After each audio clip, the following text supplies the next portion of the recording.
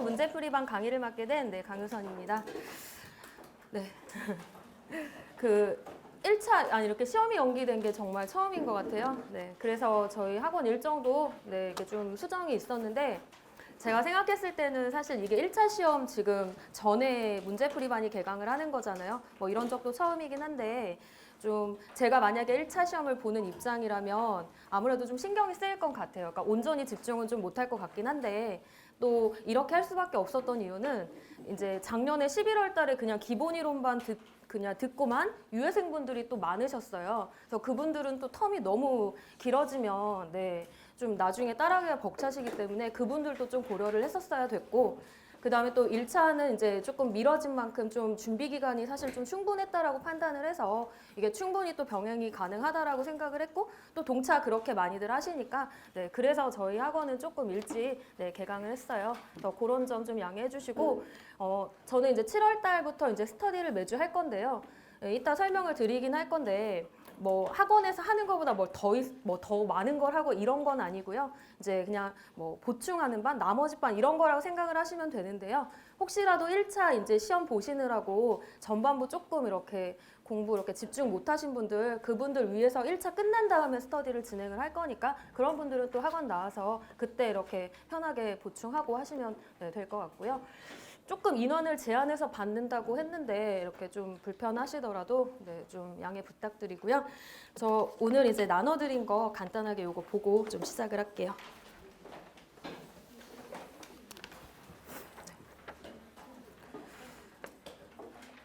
네, 저희 지금 하는 거 이제 5월부터 7월까지 해가지고 8주 동안 총정리 및 문제풀이반이에요. 일단 11월 달에 기본 이론 처음 듣고 이제 그동안 공부를 그냥 책만 이렇게 보셨던 분들은 좀 빡빡하게 열심히 답안 쓰는 것도 미리 하셔야 될 것 같고요. 그 다음에 이제 3월 달에 이제 비교적 최근에 강의를 들으셨던 분들은 그 강의의 확장판이에요. 좀 더 구체적으로 들어가고 답안 작성 좀 더 많이 하고 하는 반이니까 그때 이제 답안 첨삭도 해드리고 했어요. 그래서 부족한 부분들 뭐 짧은 시간이나마 이제 얘기를 드렸으니까 그런 부분들을 보완해가지고 훨씬 더 빨리 이렇게 좀 앞서서 이렇게 나가실 수 있도록 자신감 갖는 그 3월에 들으셨던 분들 그렇게 하셨으면 좋겠고 또 1차 하시는 분들은 아마 동영상을 아마 따로 이렇게 열어주실 수도 있을 것 같으니까 조금 신경 쓰이시겠지만 그래도 주말에 이거 온전히 요 시간대는 1차 잊으시고 또 요거 계속 집중하시고 또 감을 좀 계속 갖고 가셔야지 1차 시험 끝나고도 다른 분들이랑 보조 맞추는데 아마 이렇게 큰 차이가 안 벌어지시게 하셔야 될 것 같아요. 그래서 저희 이번 이제 문제풀이반은 바로 뭐 문제풀이를 해도 되긴 하는데 앞부분에 이제 전반적으로 이론을 좀 정리를 하는 그런 시간이 한 1주에서 한 2주 정도 그렇게 할 거예요. 그래서 전반적으로 법률상 책임 부분이랑 약관의 뭐 어떤 부분이 좀 중요한지 그리고 사실은 그런 부분들이 확실한 이해가 되고 암기가 되어 있어야 결국엔 문제풀이 할 때 그게 다 나오는 거거든요. 그래서 조금 불편하시더라도 1, 2주 동안에는 뭐 재미없으실 거예요. 우리 빨리 뭐 문제 풀고 싶잖아요. 그럼에도 불구하고 이 기본이 사실은 확실하셔야 문제풀이도 자신 있게 하실 수 있는 거니까 그 정도 시간에는 일단 이론 정리하는 그런 시간으로 할 거고요. 그 다음에 그게 다 끝나면 이제 본격적으로 문제풀이 들어갈 건데요. 전반부에는 배상 책임 부분 파트 먼저 하고 후반부에 한 3주 정도는 근제 파트 이렇게 진행을 할게요. 자, 그 다음에 이제 제가 그 문제풀이를 할 때는 좀 이제 주안점을 두는 게 결국 엄청나게 많은 문제들 막 이 모의고사 보고 저 모의고사 보고 사실 저는 제가 뭐 3번 동안 그 손사 시험을 봤지만 저는 한 번도 그렇게 해본 적은 없어요. 왜냐하면 제가 갖고 있는 그 책 한 권 보기에도 사실 시간이 빠듯하고 그걸 100% 소화하지를 못하기 때문에 그냥 제가 갖고 있는 자료라도 확실하게 이해를 하자 뭐 이런 취지로 계속 저는 공부를 했어요. 근데 뭐 그렇게 해서 떨어지진 않았으니까 아마 뭐 제 방법이 뭐 100% 맞다라고 할 수는 없지만 대체적으로 그걸 할 거니까 여러분들도 이 교환을 그냥 믿고 요거를 진짜 반복해서 보시면 좋을 것 같고요. 또 이제 안에 문제들이 사실 작년보다는 조금 더 많아졌어요. 왜냐면 작년 같은 경우에는 이제 작년 그 전년도까지의 그 기출 문제들을 감안해서 사실 크게 막 어렵게 문제를 구성하거나 아주 많은 막 그 유형을 막 넣거나 이러지는 않았어요. 근데 작년에 결국 되게 쉽게 나왔고요.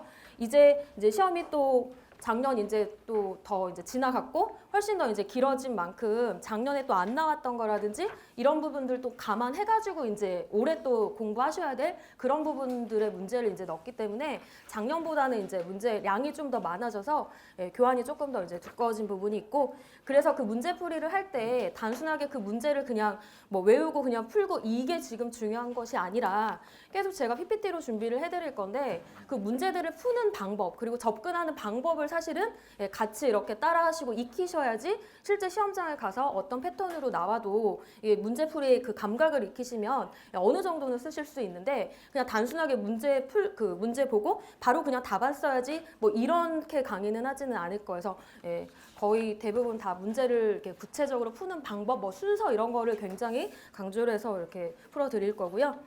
그 다음에 이제 수업 시간이 끝난 다음에는요, 이제 집으로 돌아가셔도 되긴 하는데 저희 수업 시간이 이제 6시까지라서 4시간 동안이긴 하는데요.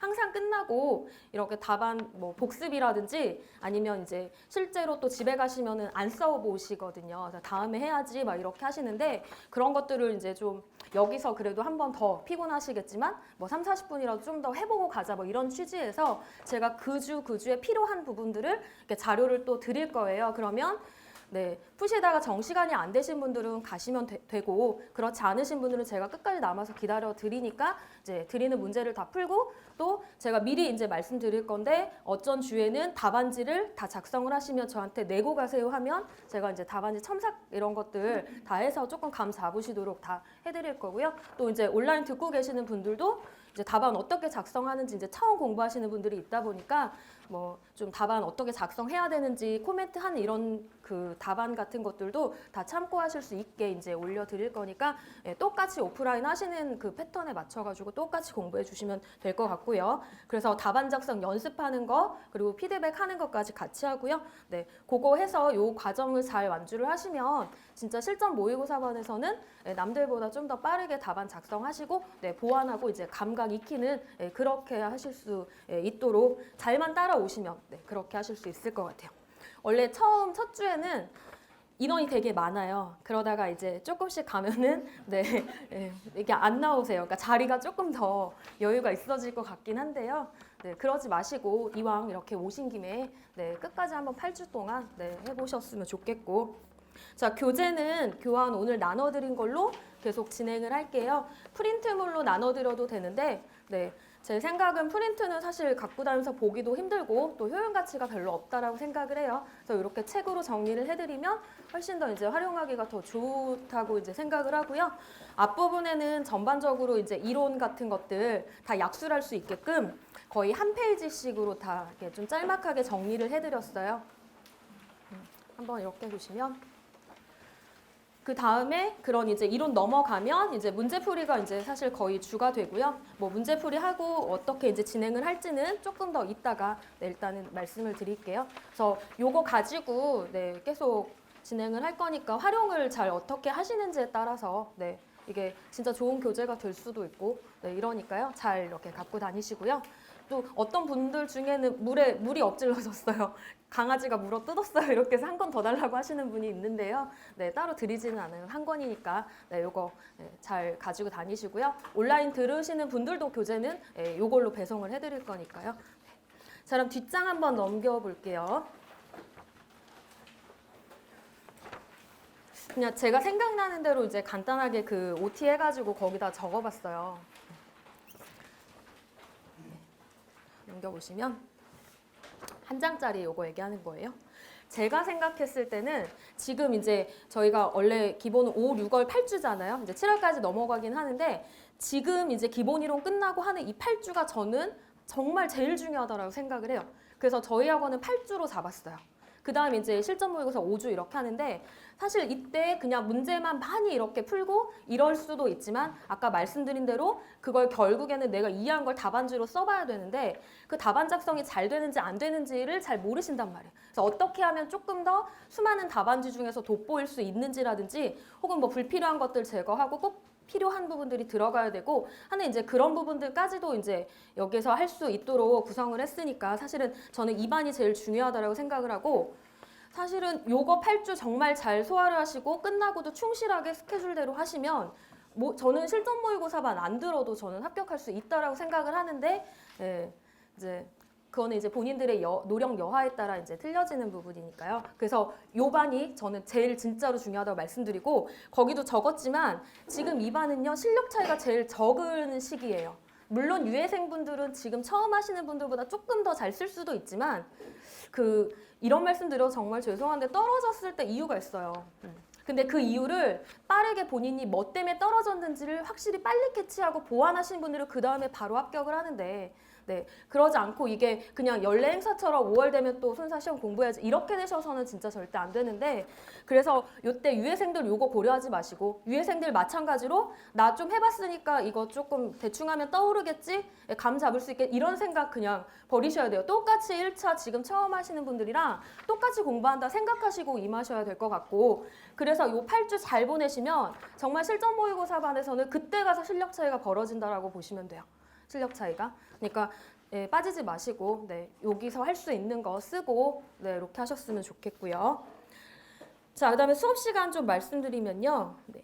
그러니까 문제가 좀 작년보다 많아져가지고 조금 더 빡빡해질 수 있을 것 같아요. 그래서 이제 봐가지고 6시보다 조금 더 늦게 끝날 수는 있는데 그 시간이 막 30분 넘어가고 이러지는 않을 거예요. 한 1, 20분 정도? 그러니까 분량을 봐가지고 6시에 끝낼 때도 있고 조금 더 이렇게 넘어갈 수도 있을 것 같고 그 시간 이제 끝나면 예, 그냥 돌아가지 마시고 나눠드리는 자료로 뭐 복습도 하시고 뭐 답안 작성도 하시고 예, 때에 따라서는 제출도 하시고 이렇게 해주셨으면 좋겠고 그렇게 해서 이제 제가 거기 최종 뭐 7시 정도 될 것 같다 했는데 뭐 답안을 더 오래 이렇게 작성해가지고 늦게 가시는 분들도 있어요. 그때 막 8시에 가셨던 분도 있는데 제가 그때까지 다 기다려 드리니까 네, 그런 건 너무 고려하지 마시고 네, 충분히 이렇게 다 쓰고 가셨으면 좋겠고 조금 빡빡할 수도 있다라고 생각을 하실 수 있는데 저는 그냥 그래요. 그냥 오신 분들 좀 돈 아깝지 않게 이렇게 가셨으면 좋겠고 또 그래야 사실은 또 제 마음이 편하고 그러니까 너무 그냥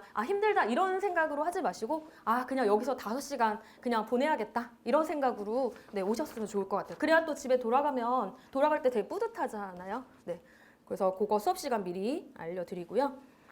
그 다음에 뭐 중요한 건 뭐 여러 가지가 있을 수 있는데 결국 그 스케줄을 잘 세우는 게 본인만의 스케줄인 거죠. 최대 하루에 내가 몇 시간 공부할 수 있는지 그렇다고 막 밤늦게까지 막 새벽까지 공부하는 걸 추천드리진 않고 또 4과목이나 해야 되니까 네, 몇 월 달에는 어떻게 하고 이걸 같이 할 건지 또 회사 다니시는 분들은 더 쫓기실 거고 이러니까 본인만의 스케줄 일단 꼭 세우셔야 될 것 같고요. 그 다음에 저는 제일 많이 강조드리는 거는 사실 그 두 번째예요. 반복 학습이에요. 저희 시험이 이렇게 나중에 기출을 보시면 사실 손도 못 대게 어려울 이런 문제는 나온 적이 없어요. 네. 근데도 이제 막 근제가 어렵다고 하시는 분들이 계시는데 사실 이거 다 공부하고 기출 문제 들여다보면 학원에서 그냥 연습 문제 푸는 게 훨씬 더 어려워요. 그거는 그냥 아까 말씀드렸던 것처럼 문제를 어떻게 접근하고 풀이 방법을 잘 모르셔가지고 그냥 어렵다고 시험장 가서 느끼시는 거인 거지 사실은 기본기만 튼튼히 하시면 다 풀 수 있는 문제들이 다 출제가 되고 있어요. 그래서 여러 건 막 이렇게 보고 이러는 것보다 한 권 가지고 있는 거라도 진짜 100%왜 저렇게 문제를 접근하고 어떻게 풀었고 왜 저렇게 교환을 순차적으로 구성을 했는지 이런 마음을 잘 이제 헤아리시고 공부를 하시면 충분히 합격이 가능하니까 반복학습 계속 강조드리고요. 거기 좀 더 보시면 2차 합격은 볼펜 사용량, 답안 작성량 비례하다고 생각을 해요. 많이 작성해 보시고 근데 또 이게 그냥 이렇게 했다고 해가지고 의미 없게 답안만 많이 작성하는 건 사실 그냥 시간 낭비고 저희 노동력 낭비예요. 그러니까 잘 이해를 하시고 또 답안이 길다고 해가지고 점수를 많이 받는 건 아닌 것 같아요. 답안이 짧더라도 출제자가 진짜 원하는 그런 핵심적인 내용들이 들어가 있으면 답안이 짧아도 훨씬 더 그 사람들이 점수를 많이 받는 것 같으니까 그런 부분들을 강의할 때 좀 얘기를 드릴 거고요. 뭐 사례 문제는요.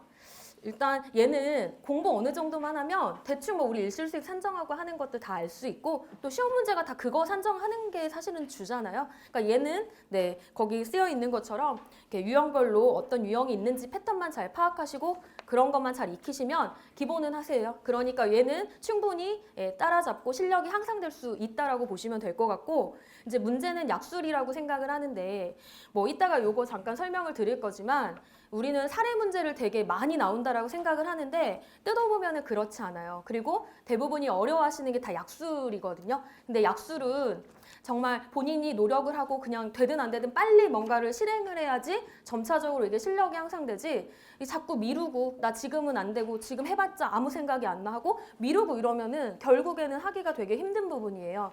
그리고 약술 없이는 꽈락을 면하기 힘들고요. 또 약술 없이는 합격하기 당연히 힘들어지니까 이 약술도 소홀히 하지 마시되, 이제 공부를 하는 방법을 좀 잠깐 말씀을 드리자면, 책에 있는 내용 그거 그대로 외워가지고 절대 시험장에 가서 쓸 수 없고요. 또 그때 가면 떨리고 생각 안 나고 잘 외우던 것도 절대 쓸 수 없어요. 그러니까 아까 말씀드렸다시피 출제자가 그 문제를 낸 데는 분명히 뭘 확인하고자 하는 그 이유가 있을 거예요. 그런 핵심적인 뭐 키워드 이런 것들을 중심으로 공부를 하시면 결국에는 내가 오늘 약수를 쓰고 모레 가서 약수를 쓰고 한 일주일 뒤에 갑자기 약수를 써도 그런 핵심적인 내용만 외우고 있으면, 뭐 어떤 날은 한 페이지가 작성되고 어떤 날은 뭐 한 3분의 2밖에 작성이 안 되더라도 그 핵심 내용만 들어가 있으면 사실 점수는 기본 나오는 거거든요. 그러니까 너무 무턱대고 외우지 마시고 핵심 단어, 내용 기본으로 하시고 그게 확실해지면 거기에다가 살 붙이는 확장하시는 것만 하시면 되는데, 확장하시는 건 내가 글을 많이 쓰면 쓸수록 우리 말하면 말빨 좋아지듯이 필력은 똑같이 이렇게 점점 더 이렇게 상승이 되는 거니까 약술 끝나고도 이렇게 하실 수 있도록 자료 이렇게 준비해서 수업 종료 후에 이렇게 드릴 거니까 그런 것들 하고 가시면 좋을 것 같고요.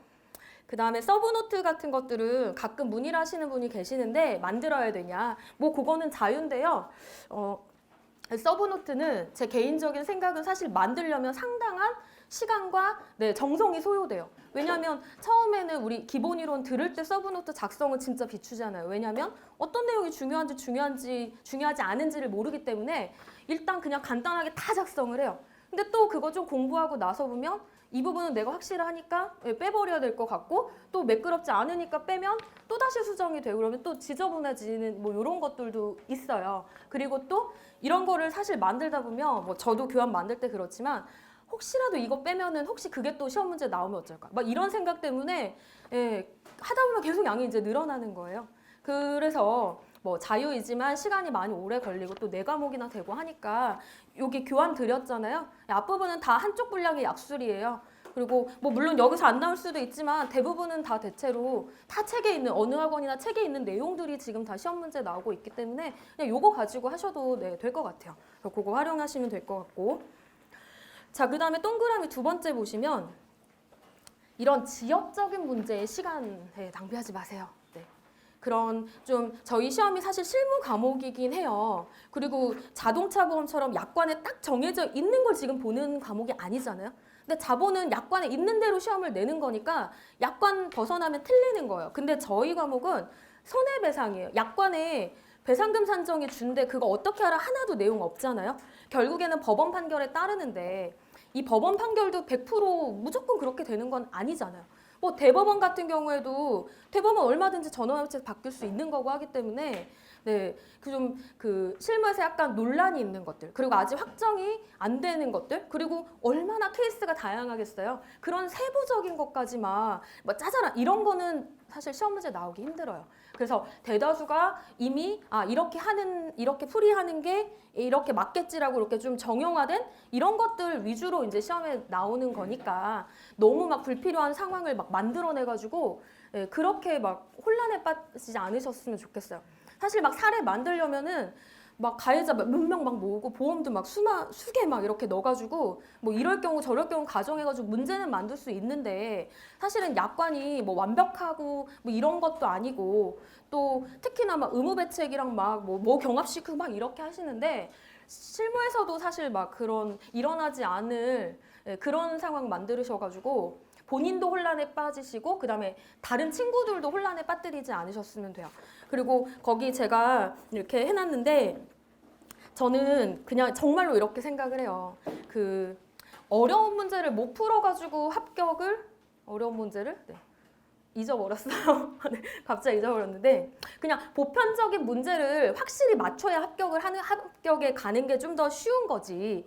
막 어려운 거 있잖아요. 막 지역적인 거 그거 막 나오지도 않을 만한 것들 누가 고민도 안 하는 그런 것들에 소모하지 마세요. 근데 대부분 이렇게 합격 유예생분들 보시면 그 보편적인 것들을 틀리세요. 그래서 떨어지는 거라는 거예요. 그러면 기본은 합격할 수 있는 분들은 막 뭐 그런 예를 이제 들어드리면 한 재작년쯤에 그런 분이 계셨어요. 1월 달에 처음 오셨던 것 같아요. 여자분인데 나이도 좀 있으세요. 근데 답안을 이렇게 그 스터디도 이제 3월 달부터 하고 해서 답안을 이렇게 봤는데 어느 정도 그래도 뭐라도 조금 쓰려면 기본 이론이 좀 되고 뭐 아는 내용이 있어야 사실 답을 쓰는 거잖아요. 근데 정말 그분은 하나도 그게 안 되어 있으니까 하나도 못 쓰세요. 근데 포기를 하지 않으시고 막 7월에 더운데도 맨날 8월 초에 이제 시험 보니까 7월 말까지 스터디 나오시고 하는데 그래도 계속 나온다고 뭔가 답안이 채워지긴 채워져요. 근데 사실은 속으로 이런 생각을 했어요. 이런 생각을 하면 안 되는데 이 답안은 조금 합격하기는 힘들겠다. 왜냐하면 훨씬 더 잘하시는 분들의 답안이 많으니까 이분은 좀 힘들겠다 생각했는데 합격을 하셨어요. 근데 그분은 왜 합격을 했냐면 이제 공부를 좀 오래 하시고 이제 좀 그다음에 많이 이제 이렇게 관심 있고 이러신 분들은 내 것뿐만 아니라 다른 친구 것도 저기도 관심을 막 두세요. 그러니까 할 게 많아져요. 근데 아까 말씀드렸다시피 내 것도 소화를 못 하세요. 근데 그분은요, 할 겨를이 없어요. 왜냐면 내가 일단 모르기 때문에 내 거 요거 보기도 벅차요. 그러니까 시키는 것만 하는 거예요. 그냥 요것만 보세요. 요렇게 답을 써보세요라고 그것만 딱 하세요. 그러면 합격을 한다니까요. 그래서 여기 보편적인 거를 확실히 맞추면 합격할 수 있으니까 그런 거를 하시려면 기본기에 정말 충실하셔야 돼요. 그래서 그런 것들이 안 되면 결국 약술도 못 쓰는 거고 사례 문제도 못 쓰는 거니까 급할수록 기본기 점검하시고 같이 이렇게 하자고 하는 거 충실히 따라와 주시면 될 것 같아요. 자, 그 다음에 스터디 요거 아까 얘기 드렸듯이 1차 시험 끝나면 7월 달에 첫 주에 할 건데요. 이게 또 요일을 만나서 정하면 좀 잘 안 정해지니까 그냥 제가 정했어요. 수요일 날. 그러니까 매주 첫 주부터 바로 시작할 거예요. 그래서 7월 달에 수요일 날 이렇게 할 거고 일단 시간은 9시 반부터 이렇게 이렇게 정했는데요. 그냥 어차피 또 이게 오후에 하면 오전 시간 또 낭비하고 이러니까 그냥 일찍 일어나셔가지고 일찍 오셔가지고 뭐 끝에 시간은 3시 30분이지만 뭐 기한은 없어요. 더 이렇게 부족하신 분들은 더 물어보셔도 되고요. 그리고 여기 얘기하시지만 스터디에 참여 안 하신다 하더라도 여기서 뭘 더 많은 거 하는 거 아니에요. 그냥 나머지 공부하신다 생각하시면 되고요. 좀 더 편하게 이제 본인이 부족한 거 물어보시고 또 이렇게 답안도 좀 같이 작성해보고 뭐 이러는 거니까 요거 참고하셔가지고 거기 인적사항 적으셔서 관심 있는 분들은 나중에 여기 앞에다가 제출해주고 가시면 되고 이게 나오다가 안 나오거나 막 이렇게 시간 늦고 이러신 분들은 안 하셨으면 좋겠고 진짜로 이렇게 정말 열성 있는 분들 그런 분들만 신청해 주셨으면 좋겠어요. 일단 생각나는 거는 일단 여기까지 적어봤고 또 필요한 내용이 있으면 강의할 때 그때 이제 좀 얘기를 드릴게요. 저는 여기 학원에 최소 1시간 반이나 2시간 정도 전에 와 있어요. 그래서 여기 사무실에 있거나 여기 강의 끝나면은 여기 이렇게 돌아다니고 해요. 그러니까 그때 어려워하지 마시고 궁금하신 거 있으시면은 공부에 관련한 거 물어보시고 혹은 뭐 의논할 거 있으시면은 편하게 이렇게 의논하시고 하시면 될 것 같고요. 연락처는 제가 다음 주에 알려드릴게요. 오늘 말고. 자, 그다음에 구체적인 그 요목 같은 경우는 제가 이렇게 작성을 해오긴 했는데 이건 따로 나눠드리진 않고요. 조금 이렇게 수정이 있을 수도 있어서 제 나름대로 이렇게 스케줄을 다 작성을 해봤어요. 그래서 거의 빡빡하게 거의 끝내는 걸로 이렇게 일단 나왔으니까 이거 봐가지고 제가 진행을 하고 자, 그다음에 이제 책을 한번 같이 좀 볼게요.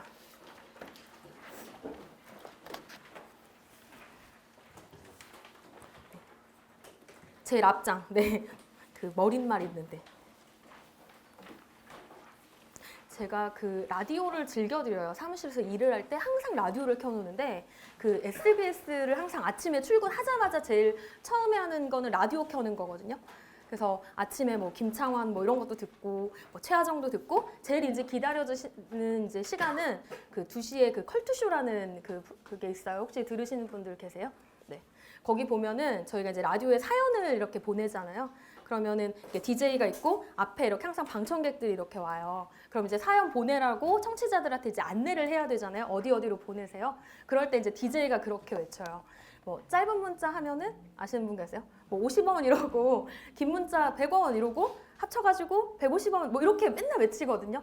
근데 그래서 이제 거기에서 좀 이렇게 착안을 해가지고 지금 이번에 이제 문제풀이반 그냥 그래도 임하는데 뭔가 좀 이런 목표가 있어야 되잖아요. 그래서 생각을 하다가 문제풀이반 강의 모토를 그냥 삼성이라고 이렇게 정했어요. 그래서 뭐 삼성화재 뭐 이런 회사 얘기하는 건 아니고요. 거기 이제 제가 이렇게 해놨잖아요. 네, 그래서 강사의 이제 정성을 보이고 또 당연히 여러분들은 열성을 보여주시면 그게 합쳐가지고 목표 달성 이제 합격이 되는 거거든요. 네, 그렇게 해서 저희는 삼성으로 이렇게 할게요. 네, 이거를 뭐 매주 외치고 하기는 좀 그렇고요. 네. 그 강의를 하다가 혹시 졸고 계신 분이 있으면 네, 요거를 외쳐주시는 거예요. 네, 외쳐주지 않으시려면 네, 졸지 마시고 네. 그래서 항상 지칠 때 요걸 보시는 거예요. 네, 저는 정성을 정말 다할 거거든요. 저는 최선을 다할 건데 여러분들이 열성을 다하시는지 그건 스스로 판단을 해보셨으면 네, 좋겠어요. 자, 그래서 저희 챕터 1은 먼저 배책 부분을 먼저 할 거고요. 그 다음에 한 후반부 3주 정도 근제보험 이렇게 할 거예요. 일단 배책 부분을 확실하게 하시면은 뒤에 근제 가시면은 똑같은 부분이 또 겹쳐지니까 이 앞부분을 먼저 하는 거고 여기에 이제 기본 이론 최선을 다하셔야 되고요. 책 이렇게 넘겨보시면 네. 먼저 참고하시라고 거기 기출 분석해놓고 약술 리스트 이렇게 정리해드렸어요. 한번 보시고 어디에서 이렇게 시험이 나왔는지 이런 것들도 좀 보시고 그 다음에 약술 리스트들도 이렇게 보시면 요거를 뭐 이런 분들도 있어요. 아, 요거 5, 6월 지금 이제 8주 동안 내가 집에 가서 여기에 있는 약수를 다 써봐야지. 뭐 이렇게 하시는 분들도 계시고요. 뭐 그렇게 하셔도 되는데 일단은 이렇게 보실 때 심심하실 때 책 이렇게 보실 때 이거 그냥 눈으로만 읽지 마시고 눈으로 읽 때 이거를 말로 한번 해보세요. 네. 거기 제일 첫 번째 뭐 일반 불법 행위 책임이랑 채무불이행의 공통점 차이점 이렇게 있잖아요. 그냥 읽고 그냥 대충 아무 생각하고 넘어가지 마시고 내가 그 공통점을 말로 뱉어낼 수 있는지 차이점을 내가 핵심이라도 짚어낼 수 있는지를 해보셔야 돼요. 말로 못 뱉으면 절대 어때요? 쓸 수가 없어요. 그럼 말로 뱉으면 당연히 쓸 수 있어요. 그러니까 모든 문제를 이렇게 핵심이 뭔지를 쭉 본인이 문제 읽으시고 거기에 다 이렇게 내뱉어 보세요. 근데 만약에 내가 내뱉지 못한다? 그러면 좀 일단 공부를 다시 책을 이렇게 쭉 훑어보신다든지 이렇게 하셔야 되고 만약에 얼추 이렇게 내뱉을 수 있고 좀 되시는 분들은 쓸 수 있겠죠. 네, 근데 이제 그 쓰는 방법을 이제 가다듬으면 된다라는 거니까 그런 핵심 위주로 이렇게 꼭 내뱉으셨으면 좋겠고요. 그 다음에 또 넘겨보시면 네, 배상책임 네, 보험 파트부터 이렇게 보시면 거기 지급보험금 산정과정 요약 이렇게 넣어드렸어요. 네. 전반적으로 이런 패턴으로 계속 진행을 했고 기본 이론도 이렇게 진행을 했어요. 법률상 책임 부분을 먼저 이렇게 법률 규정 검토하고 그 다음에 약관 공부했고 그 다음에 손해액 산정 어떻게 하는지 했고 그거 토대로 보험금 최종 어떻게 산정하는지 했는데 거기 안에 이제 각각 그 단계별로 그 박스 칸에 주요 내용들 이렇게 요약해놨어요. 또 이런 것들도 전체적으로 보시는데 이걸 보면은이야 다 알죠. 네, 보면은이야 다 아는데 중요한 건 이거를 그냥 책 덮고 내 머릿속으로 뱉는 거예요. 네. 아, 책에 그렇게 어떻게 돼 있었지? 왜 배상 책임이 필요했고 법률상 배상 책임이 뭐였지? 법률 규정이었지? 그럼 법률 규정이 뭐가 있나? 민법이 있고 특별법이 있고 의료가후 책임이 있었지. 뭐 이런 식으로 크게 이렇게 나눈 다음에 다시 또 불법행위가 대부분인데 불법행위의 기본은 750조였고 그 다음에 특수한 유형이 나왔었고 이런 식으로 계속 이렇게 점점 크게 개요를 세웠다가 점점점 이렇게 범위를 좁히시는 식으로 말로 이렇게 요약을 하시는 거예요. 이걸 매일 하세요. 네, 그러면 절대 못 쓸 수가 없는데 이게 안 되시는데 확실히 안 되시고 떠오르지 않는데 답안을 쓰라고 하면 당연히 못 쓸 수밖에 없고 그럼 자신감 떨어지고 학원 나오기 싫고 이렇게 되는 거예요. 그래서 오늘은 끝나고 여기 지금 그 플로어 있잖아요. 오늘 아마 하게 되면은 약관까지 다 나갈 수 있을지 아니면 약관 부분 조금 하고 이제 끝낼 수도 있는데 어쨌든 간에 거기 손해액 산정 그 파트 빼고요. 네, 여기 법률하고 약관 이거 간단한 이런 내용들 그리고 마지막에 보험금 산정하는 거 이런 거 제가 이렇게 블랭크 쳐왔어요. 똑같이 해가지고 그러니까 여러분들이 끝나시고 오늘 여기 이론 다 정리하신 다음에 진짜로 책도 없고 요거 생각해보고 이렇게 쓰고 가셔야 돼요. 근데 여기 막히면은 다시 좀 더 많은 노력을 하셔야 되고 요 핵심들 다 이렇게 잘 생각나시는 분들은 쓰시고 그럼 이제 다음 주부터는 약술 이렇게 쓰실 수 있도록 뭐 또 자료 드리고 도와드릴 거니까 꼭 요거 이따가 하고 가셨으면 좋겠고요. 자, 그 다음에 두 번째는 7페이지에는 이제 기초 이론 되는 부분들인데요. 근제 파트는 사실 이론 이렇게 약술 나올 만한 건 많지 않아요. 다 앞에 이제 배책 파트인데요. 거기 먼저 법률상 책임 부분 해가지고 이렇게 각각 한쪽씩 이렇게 간단하게 다 정리를 해놨어요. 약술하시라고. 그 다음에 넘겨보시면 약관 파트 이렇게 나오고 28페이지 네. 배상 책임 이제 약관 하는 것들 나오고요. 쭉 넘겨보시면 네, 그리고 뭐 의무까지 이렇게 다 나오고 그 다음에 82페이지에 이제 본격적으로 해야 되는 부분인데요. 82페이지에는요. 네. 거기 3에서 답안 작성 단계별 학습 이렇게 해놨어요. 물론 유해생분들이 있으셔서 잘 아실 수도 있겠지만 항상 이런 학원 강의는 이제 처음 그에 공부하시는 분들 대상으로 하는 거예요. 그러니까 그분들 접근하실 수 있도록 다 아는 내용이겠지만 일단 그냥 기초적인 거 한다 생각하시고 이렇게 차근차근 이렇게 하시면 될 것 같고 자 먼저 거기 파트 1에 답안 작성 거기 폼 이렇게 넣어드렸잖아요. 그 과정을 잘 이해하시면 결국 그 답안 작성 폼 예시 거기에서 다 문제가 나오는 거예요. 그래서 이렇게 어떻게 작성하는지 이걸 하려면 뭐가 필요한지 이따 같이 살펴보고 그 다음에 파트 2는 이제 사례 문제 유형 분석을 좀 해볼 거예요. 아주 유형이 많지는 않아요. 근데 이런 유형이 뭔지, 뭐 피보험자 1명이냐, 2명 나오면 뭘 해야 되냐, 뭐 면부책이냐, 뭐 이런 걸 조금 일단 가려보고요. 그 다음에 넘겨보시면 이제 파트 3 단계별 작성 연습해가지고 아까 그거 산정 답안 작성 폼 예시에서 우리 법률상, 약관상, 손해액 산정, 보험금 산정 이렇게 있었잖아요. 그거 지금 순서대로 넣어놨어요. 그래서 아라비아 숫자 1, 2는 법률상 배상과 약관상 보상 책임 해가지고 앞에 가가지고 기본 이론, 법률상 책임하고 약관 정리 한번 싹 하고 이제 84페이지부터 여기 88페이지까지 여기 돌아와서 요거 쓰는 연습을 하는 거예요. 문제를 보고 이렇게 주어졌을 때 어느 정도의 분량으로 써야 되는지 혹시 어떨 때는 생략도 가능한 건지 이런 걸 이제 보는 거고요. 그 다음에 89페이지에 보게 되면 3번 손해액 산정해야 되잖아요. 그럼 이제 손해액과 관련된 거 어떻게 산정했는지 싹 한번 정리한 다음에 그 뒤에 이제 뭐 92페이지, 93페이지, 뭐 94페이지 이런 것들 좀 확실히 점검을 좀 해본 다음에 그 다음에 96페이지 네, 그게 이제 다 되면 최종적으로 완성된 문제 이렇게 하나 풀어보는 거예요. 그러니까 지금 그래서 답안 작성의 단계별 연습이에요. 1, 2, 3, 4번 이렇게 해서 한 세트를 풀어본 다음에 이게 이제 다 되면 98페이지에 넘겨보시면 본격적으로 문제풀이 들어가고 있어요. 거기도 아까 이제 우리 유형별 분석한다라고 했었어요. 그래서 거기 파트 1 뭐 일반형 중에서도 무슨 보험이냐, 그 다음에 일반형 중에서도 뭐 의무보험이냐, 그 다음에 쭉 뭐 파트 3에는 뭐 예를 들면 면부책, 뭐 공불 이런 식으로 관련된 문제, 기출 플러스 그 다음에 이제 풀이할 문제들 같은 것들 이렇게 다 넣어놨어요. 그래서 좀 그나마 이제 촘촘하게 이렇게 보려고 다 넣어드려서 문제가 좀 이렇게 늘어났고요. 그거 이제 끝나면은 근제 파트인데 비슷한 방법으로 진행을 할 거예요. 그래서 먼저 전반부는 여기 배책 파트 여기부터 좀 진행을 하고 그렇게 할게요. 요거 띄워놓은 김에 요거 잠깐 보시면 자 이제 저희 시험이 하나, 둘, 셋, 넷, 다, 여섯 이제 7회째 신체는 7회째 이제 들어가거든요. 그러면 1하고 2회에는 이제 출제자들도 이제 갈피를 좀 못 정했던 것 같고 이제 3회째부터 좀 안정화가 이렇게 들어가는데 일단 제가 이렇게 문제를 이렇게 다시 한번 쭉 이렇게 보니까 그나마 난이도가 조금 제일 어려웠고 점수가 잘 안 났을 때가 어떤 때였는지 이렇게 보면 2018년도가 그나마 난이도가 제일 중상 정도에 해당하지 않았느냐 좀 싶고요. 그 다음에 작년 같은 경우는 사실상 난이도는 하라고 보시면 될 것 같아요. 왜냐하면 손배금 산정 문제만 30점이기 때문에 그거 하나 맞추고 뭐 하나만 잘 쓰면 꽈락을 면하고 이러니까 꽈락은 면했지만 총점이 안 돼서 떨어지신 분들도 계실 거예요. 자, 그러면 문항 수를 이렇게 좀 보시면 일단 약수라고 사례를 좀 이렇게 나눠놨어요. 근데 이제 전반부에는 거의 한 10문제, 11문제 이렇게 나오다가 이때 좀 어려워졌을 때 일단 문항수가 확 뛰었어요. 그래서 시간 내 이걸 푸냐 못 푸냐 뭐 이런 문제들도 이때 조금 체감상 좀 어려웠다고 보시면 되고 실제로 문제도 좀 그래도 잘 냈다라고 생각되는 그런 해라고 보시면 돼요.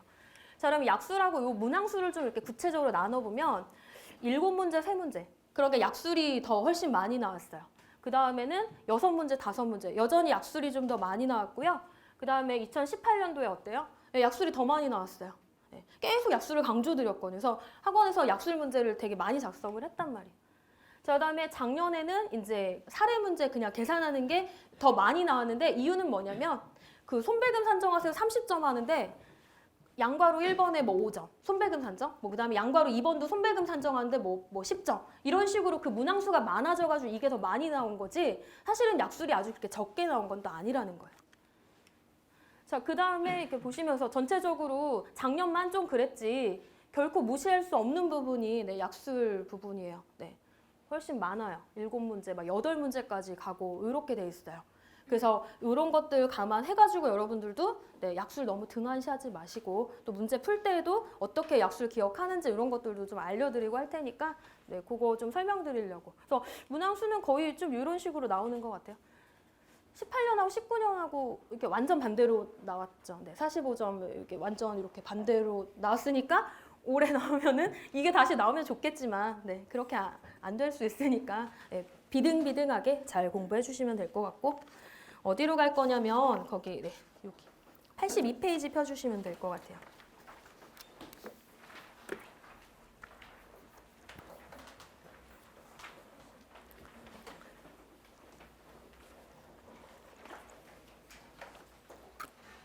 집에 가셔가지고 제가 왜 이렇게 구성을 이렇게 했는지 한번 쭉 훑어보세요. 일단 전체적으로 이 책이 어떻게 구성되어 있는지가 확실해야 네, 빨리빨리 찾으실 수도 있고 또 제가 왜 이렇게 했는지 그런 취지를 좀 이해를 해주셨으면 좋겠고 자, 먼저 사례 문제 형태를 잠깐 보실게요. 사례 문제. 자, 결국 보험금 산정하는 거예요. 네, 다 보험금 산정하는 거예요. 자, 그럼 여기 보시면 일단 첫 번째 보험금 산정하고 산출과정 기재하세요. 이게 일반적인 형태예요. 그냥 뭐 20점, 그냥 30점. 그러려면은 피보험자가 무슨 보험 가입했고 피해자의 산정기초사항, 뭐 H기수주주 이것만 있으면 사실 지급보험금 풀 수 있어요. 이게 일반적인 형태이고요. 그 다음에 뭐 이런 기출 문제들도 나왔어요. 결국 보험금 산정하는 건데 계약별로 산정하라. 그럼 최소 계약이 몇 개일까요?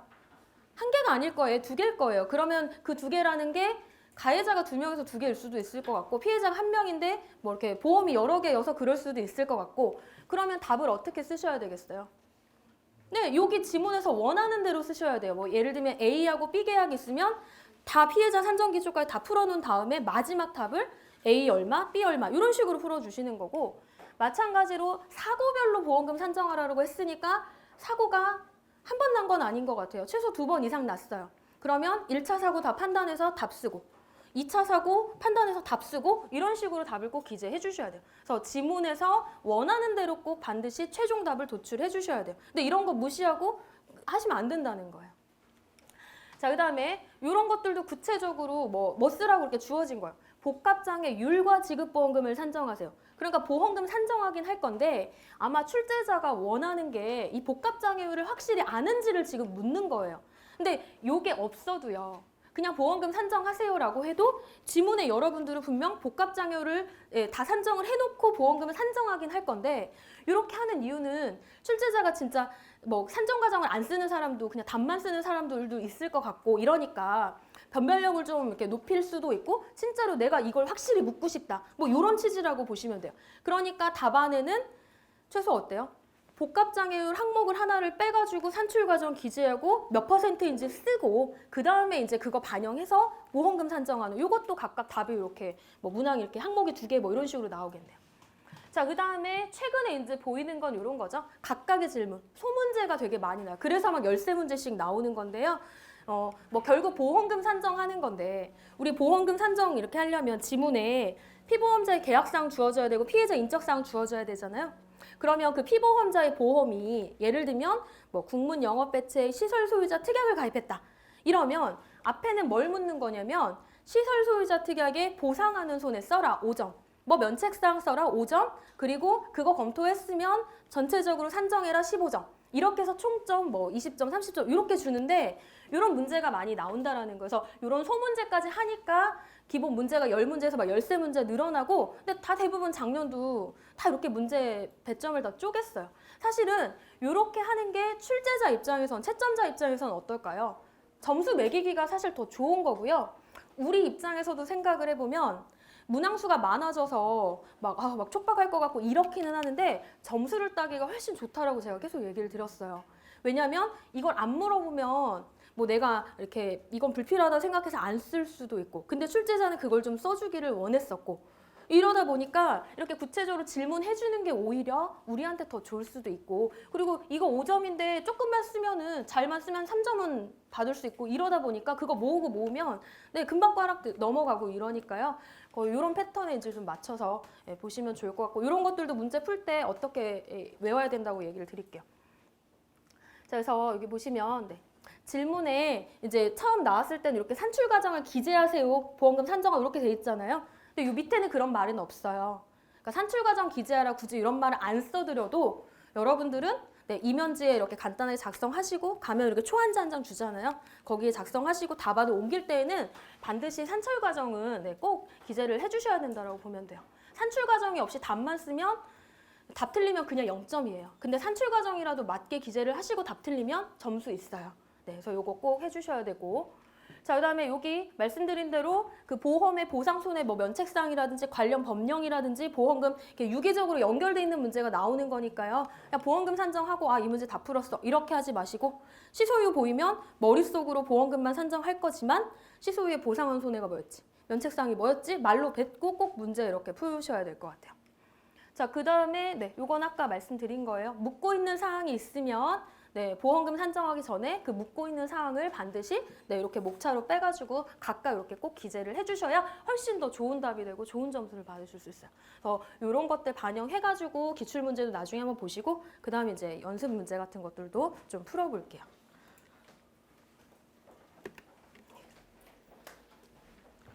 거기 채우실 수 있으시겠어요? 네, 여기 블랭크 있는데 채워보실 수 있으시겠어요? 계속 기본 이론 이걸로 강의해가지고 먼저 지급보험금을 산정하려면 그렇게 앞에 단계를 거치는데 이 법률상 피보험자한테 손해배상 책임이 발생하냐 안 발생하냐를 검토해야 되는데, 그걸 검토하려면 법률 규정이 없고 그 법률 규정은 우리 민법도 있었고 막 특별법 이런 것들도 있었어요.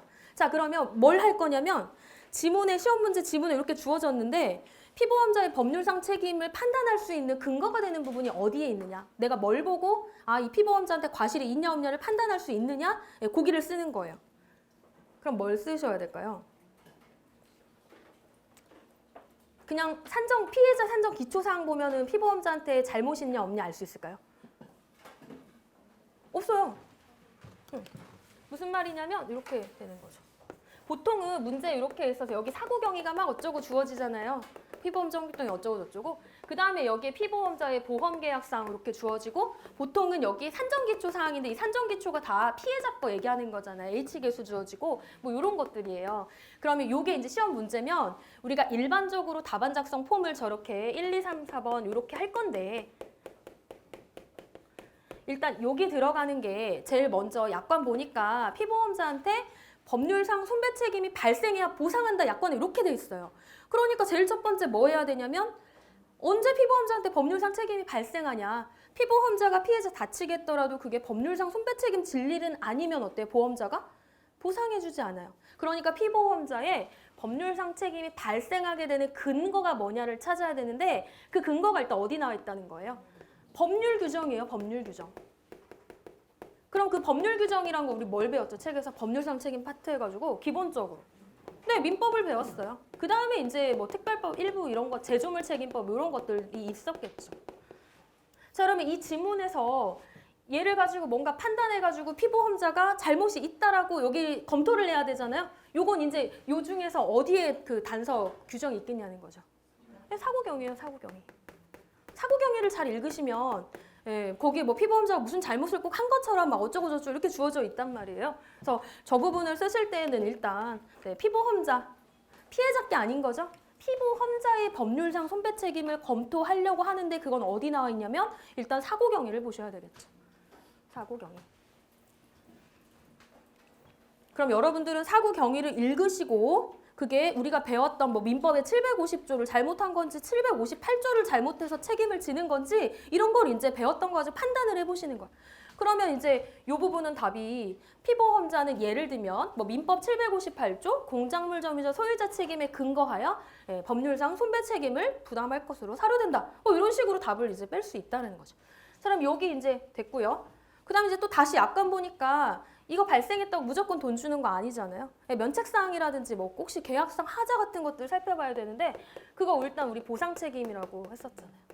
그래서 여기는 배상 책임. 네, 가해자가 위법한 행위로 남다치게 한 건 배상, 그 다음에 어떤 뭐 위법한 거는 이런 거 상관없어요. 계약 조건이라든지 법에 정해져 있는 거 받는 거 보상 우리 이렇게 배웠잖아요. 보상 책임이에요. 자, 여기 주요한 건 일단 뭐 면책사항 이런 것들을 판단해야 되는데 자, 이런 것들 여기에서 뭘 보면 알 수 있냐는 거죠.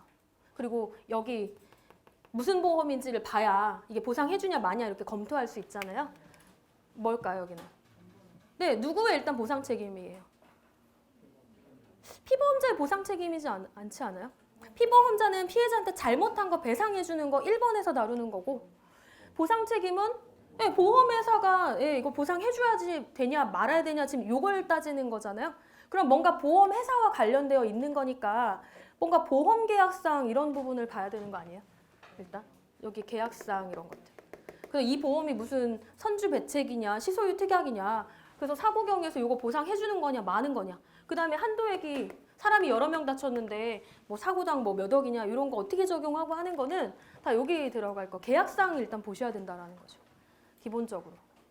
그래서 보험자가 보상해줄지 말지는 일단 계약상 어떤 보험 가입했는지 그래서 보상 손해냐 마냐 이런 것들도 보고 한도액 같은 것들도 보는 거고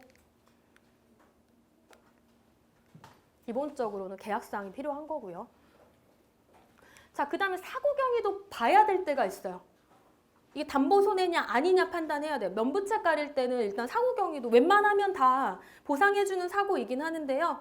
면부채 가릴 일이 있어요. 면책상에 걸리게끔 문제를 낼 때가 있어요. 그럴 때는 여기 무슨 특약만 가입했다 이것만 봐서는 안 되잖아요. 사고 경위를 봐야지 이 보험과 매칭해가지고 보상하는 거냐 마는 거냐를 결정해서 이게 면책이다 부책이다를 뽑을 수 있기 때문에 그럴 때는 사고 경위도 일단 확인을 해주셔야 된다는 거죠.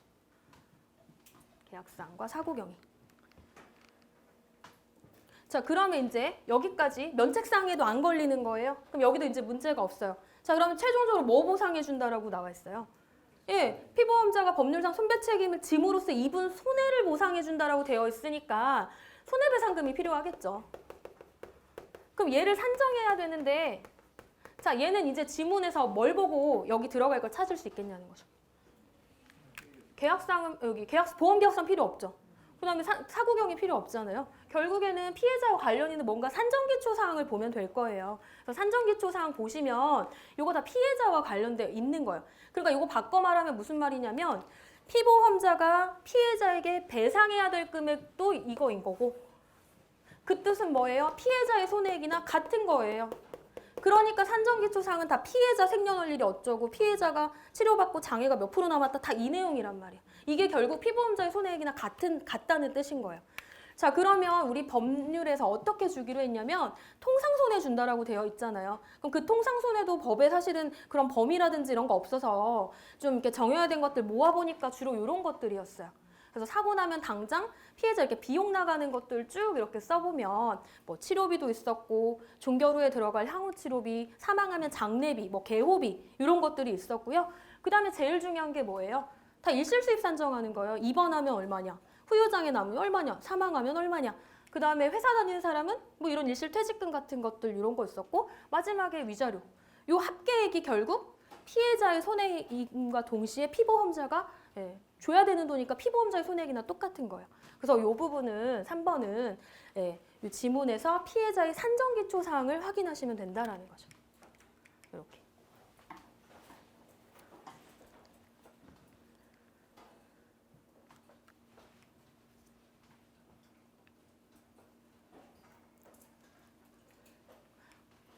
자, 그러면 이런 거 일실수익 산정하고 위자료 산정하고 뭐 비용 향후치료 이런 거 뭐 가지고 산정하셨나요? 뭐 무슨 H계수도 있었고 뭐 그다음에 뭐 중간이자공 뭐 같은 거지만 그런 것도 있어. 위자료는 일정한 기준도 있었던 것 같고 그다음에 개업이 막 여명도 판단했고 뭐 이런 것들이 있잖아요. 그런 것들이 산정 요소라는 거예요. 여기 다는 못 썼지만 뭐 예를 들면 항우치료비를 산정할 때 중간이자 공제해야 되잖아요. 언제까지 살 수 있을지 기대금융 판단에서 이런 것들도 있었고요. 그 다음에 이 사고로 100% 다친 게 아니다. 기왕에 증세가 있던 사람이 악화된 거다. 뭐 기왕증 상계 이런 것들도 있었고 또 피해자 과실 있으면 어때요? 과실 참작도 해야 된다라고 되어 있고요. 그 다음에 장애도 어때요? 노동력 상실률 한 개만 있나요? 여러 군데 남을 수도 있고요. 또 그게 기왕증일 수도 있고 기존 장애일 수도 있었다라는 거죠. 자, 그 다음에 H계수 좀 되게 어린 애들이 다친 경우에는 H계수 240 넘어갔을 때 어떻게 했는지 이런 것들도 좀 참작해봤었어야 되는 거고요. 그 다음에 이런 것도 있었죠. 뭐 가동기간 내로 여명이 단축되면 그 이후 기간에 뭐 해야 되는지 뭐 이런 것들을 막 배웠던 것 같아요. 결국 이런 것들을 저는 그냥 이제 책 뒤에서는 산정 요소라고 얘기를 할 거예요. 손배금 산정 요소라고 얘기를 할 거예요. 자, 요런 기초가 되어 있어야지 요걸 풀 수 있는 거예요. 요런 기초부터가 확실히 개념이 안 잡히면 이거 보나마나 틀리는 거고요. 요거 손배금 틀리면 뭐가 틀리는 거예요? 답이 틀리는 거예요. 틀릴 수밖에 없어요. 그러니까 다 시험 문제 보험금 산정하려면 요거 4번을 써야 되는데 이 4번을 쓰기 위해서는 결국은 피해자 손배금을 산정하고 와야 돼요. 그러니까 시험 문제 계속 내도 이 3번은 빠뜨릴 수가 없다라는 거예요. 근데 3번 해봤자 유형이 어느 정도 정해져 있잖아요. 사망이냐, 후유장애냐, 그 다음에 뭐 개호냐 이런 것만 확실히 해놓으시면 뭐가 나와도 일단은 손배금이 맞으면 점수가 많이 나오는 거예요. 자, 요렇게 다 써가지고 배점이 한 30점 정도를 생각하는 거예요. 채점자가.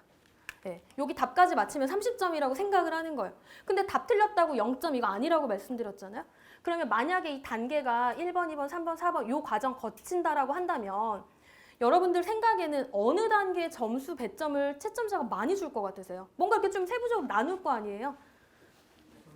3번이에요, 3번. 이해가 돼야지 4번이 되는 거예요. 그러니까 3, 4번이 결국에는 보험금 산정의 핵심인 거고 이 핵심을 잘 어느 정도 해놓으면 1, 2번 안 써도 돼요. 어느 정도 다 부책인 사고를 내는 거고 크게 어려운 사고 안 낸단 말이에요. 근데 이 3, 4번을 안 쓰고서는 점수는 거의 없다라고 보시면 돼요.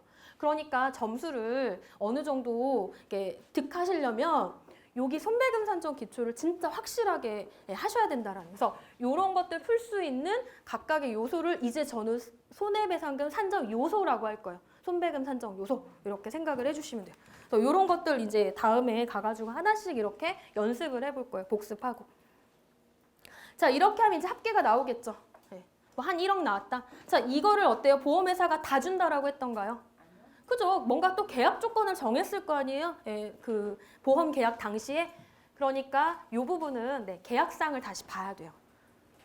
왜냐하면 피해자 손해액 1억을 다 주는 것이 아니라 뭐 한도 같은 것들이 일단 분명히 정해져 있을 테니까 한도액이라든지 자기부담금 같은 것들을 반드시 여기서 고려를 해줘야 되기 때문에 계약상을 다시 한번 확인해 주셔야 돼요. 자, 그 다음에 이런 것들도 있었죠. 일단 기본은 피보험자의 법률상 손해배상금을 보상해 주잖아요. 한도액 내에서. 자기부담금 있으면 빼고. 자, 근데 그거 말고 계약자 또는 피보험자가 이 사고와 관련해 지출했던 비용 손해들도 있었어요. 기본 국문약관에. 자, 그러면 그걸 비용이라고 하잖아요. 우리 보험금에서 주는 비용. 그 비용은 잘 생각해 보시면 여기 손해액 산정에 들어가야 될까요? 자, 그럼 그 비용을 누가 지출하는 거예요? 피보험자가 지출하는 비용을 준다라고 했잖아요. 자, 여기 들어갈 거는 누구 거 산정하는 거죠? 피해자 거 산정하는. 그럼 여기에 막 대위권 보존 비용이 들어가야 되고 그럼 안 된다는 거예요. 그러니까 그런 비용을 일단 고려해야 되는데 그 비용은 계약자 또는 피보험자가 지출한 걸 보험회사에서 주기로 했으니까 당연히 여기 보험금 어디 산정하는데 여기에 일단 들어가야 되는 거예요. 그래서 그런 지문에 만약에 비용 같은 것들이 있다라고 하면 그게 피해자의 손해액 산정과 관련된 것인지 여긴 피해자. 그리고 예를 들면 뭐 대위권 보존비, 소송비 뭐 어쩌고 이런 것들은 피해자 무관해요. 요거는 피보험자 거니까 얘를 일단 가려주셔야 된다라는 거죠. 그래서 여기 네모칸 쳐 있는 건 여기에다 넣는 거고 그 다음 대위권 보존비, 소송비 이런 피보험자가 쓰는 건 보험금 여기에다가 일단 넣어주셔야 되는데 이제 이런 것들을 감안해서 이제 문제풀이를 해드릴 거라는 거죠. 왜 이제 계속 문제를 그런 식으로 풀 건지 이제 다음에 이제 설명을 드릴 거예요. 자, 그러면 이런 거 이제 착안하면 결국 이렇게 뭐 더 있을 수도 있겠는데 웬만하면 요 한 4가지 정도 유형으로 이렇게 압축이 되는데 먼저 첫 번째 이제 보험금 산정하는 거에서 기본 형태 답이 이제 도출이 되는 거예요. 먼저 보험 그냥 한 개 가입했다라고 생각하고 뭐 국문약관을 피보험자가 가입했을 수도 있고 영문약관을 가입했을 수도 있고 의무보험을 가입했을 수도 있고 뭐 이렇게 되는데 우리 기본은 국문 영업배책이니까 그냥 임의보험 그거 가입한 걸 그냥 이제 기본으로 일단 생각을 하고 이렇게 하면 보험금 이렇게 주잖아요. 약관에 일단 이렇게 주라고 되어 있어요. 여기 아까 합계 손배금을 다 주는 것이 아니라 거기에 계약의 디덕터블이 있으면 빼고 그걸 한도액 내서 줬죠. 자, 그 다음에 아까 피보험자의 비용 손해가 혹시라도 있으면 5가지였었는데 그것들도 전액 주냐 전액 주지 않느냐가 있었단 말이에요. 자, 그러면 여기 어딘가에 넣어야 되겠죠. 넣으면 이렇게 된다라는 거죠.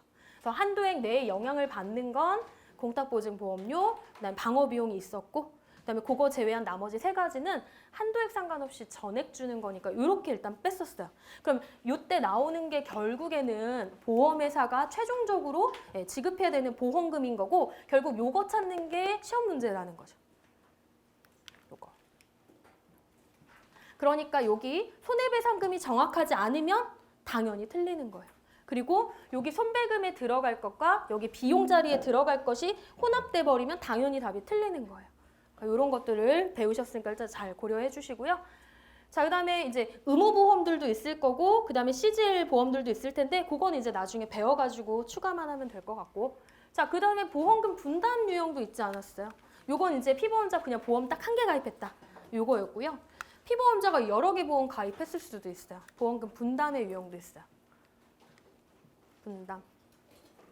자, 얘 잘 생각해 보세요. 분담을 제가 이제 여기에다가 답이 틀려질 건데 피보험자가 보험 여러 개 가입해도 피해자는 1명. 그럼 손해액 1개잖아요. 그러니까 1, 2, 3번 과정까지는 다 어때요? 같아요. 같아요. 결국 보험금 단계에서 답안이 어떻게 나와야 될까요? 그러면 분담이면? 보험이 만약에 2개라고 치면? 네, 각각 A사 얼마, B사 얼마 이렇게 여기서 알려지는 거예요. 여기서. 이런 유형들도 있고요. 그 다음에 또 뭐 있을까요? 공불 있어요. 공불. 피보험자가 1명이 아닌 거예요. 가해자가 2명인 거예요. 그러면 보험가입사항도 몇 개 주어질까요? 네, 2개 주어지겠죠. 그러면 각각 요 과정을 똑같이 검토하는 거죠. 근데 그럼에도 불구하고 어때요? 가해자가 2명이라도 피해자는 1명이에요. 그럼 손해산정 똑같이 한 번만 하시면 되는 거죠. 답 어디서 갈려져요? 네, 여기서 마지막에 갈려지는 거예요. 어떻게 갈려질까요, 그러면? 가해자가 A, 가해자가 B 이렇게 있으면. 네, 각자의 책임 비율을 각자의 계약 한도 내에서 각자 주고 끝내면 되는 거죠. 네, 이런 거 있었고요. 자, 그다음에 마지막에 뭐 있을까요? 일단 피해자 여러 명인 걸 1명인 건 나왔어요. 네, 저는 그냥 혼합형도 가능하다라고 생각을 해요. 이 분담이랑 공불이랑 혼합도 가능하다고 생각을 해요. 그냥 혼합이라고 일단 적었어요. 혼합. 그래서 네, 여기 이제 형태가 이렇게 나왔거든요. 이 형태를 이제 쉬는 시간 끝나고 거기 83페이지에 하나씩 이제 어떻게 적용이 되는지를 좀 다 보고 그 다음에 이게 이제 다 되면은 아까 말씀드린 데 뒤에 쭉 넘기시면은 기본형의 임의보험 쭉 문제 풀고 기본형의 의무보험 문제 풀고 면부책 풀고 그 다음에 분담 유형 쭉 풀고 공불 풀고 혼합형 풀고 이렇게 하면 배책이 이제 마무리가 되는 거니까 쉬는 시간 끝나고 이제 유형 분석은 그때 하도록 할게요.